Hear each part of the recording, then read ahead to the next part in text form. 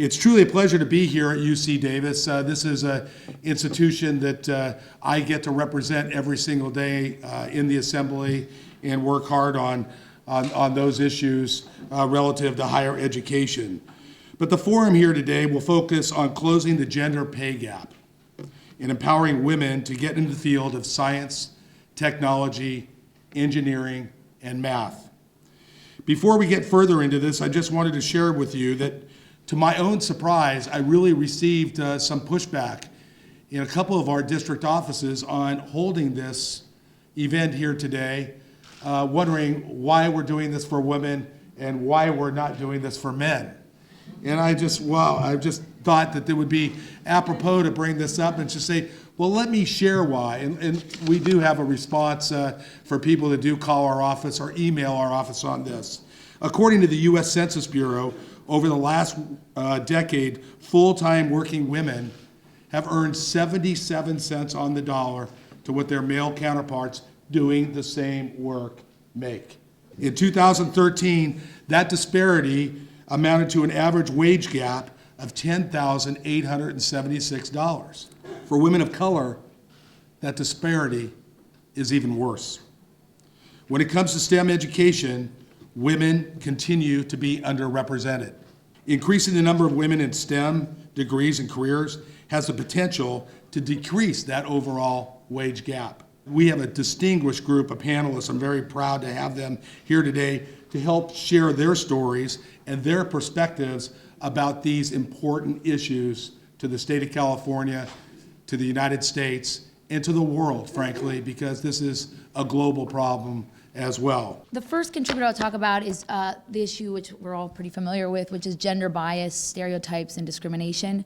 And this occurs both in hiring of women and once women are employed. So many employers make assumptions about women as caregivers, about motherhood, and about the lack of their ability to do the job or to stay in a job. And this can affect the employer in not hiring a woman, or once a woman's on the job and not promoting her into a higher paid position, given those assumptions, which we've all seen are often not the case. When women are provided the opportunity to work and to ascend the ranks, they are able to do the job as well as their male counterparts when given that chance.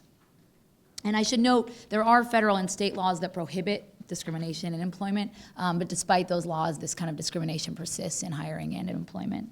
Another major contributor is, as I said, the lack of access to non-traditional fields. So men still dominate high-wage, high-skilled occupations, even though women outpace men in educational achievement. And so in these higher-paid, higher-skilled jobs, such as the skilled trades, construction, people in those jobs make 20 to 30% more wages. So the fact that women are kept out of these jobs, and even once in them, kept down and kept from ascending in the ranks in those jobs, is another big contributor to the wage gap. I'm sure most of you experienced this in a job, in the hiring process. They ask you what your prior salary is. I think most people, I know this has happened to me, and I ask, why is this information relevant? Why can't my qualifications and experience speak for themselves? Because we know for many women who were either discriminated against in their past job or who left the job market after having kids, revealing prior salary can have a significant impact on future earnings and the ability for these women to make up those wage gaps.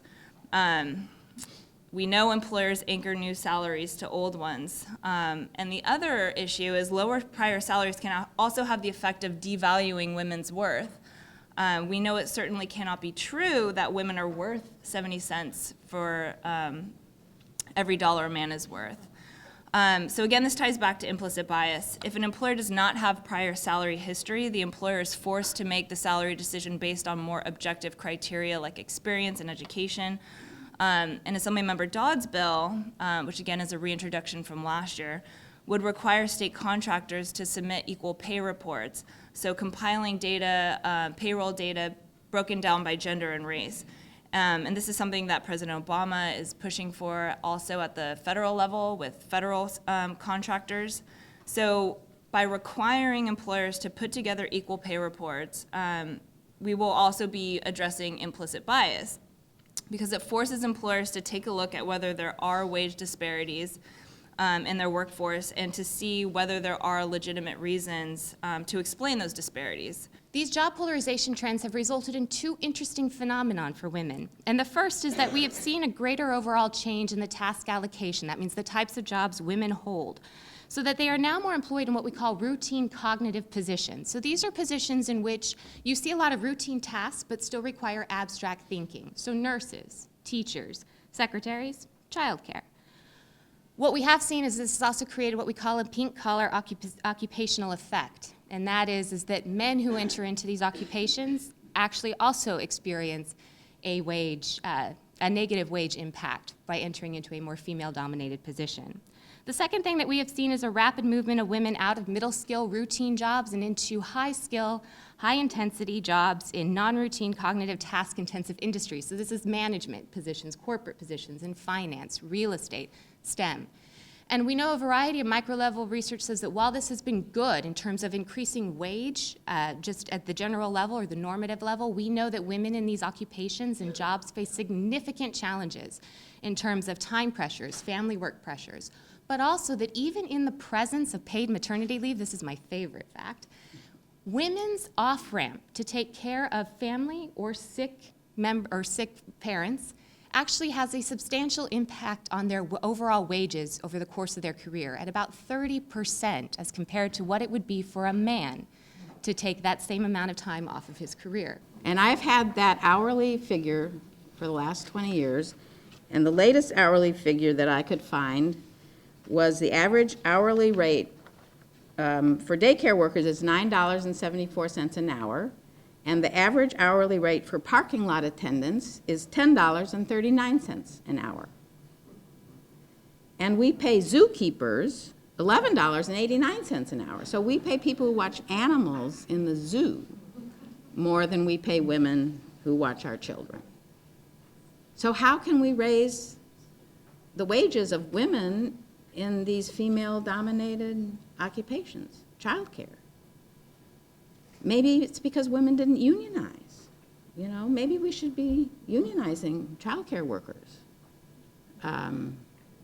But the traditional notions that women are the caregivers and we do it because we love it, which we do love it, but we're never valued. We're never paid our value.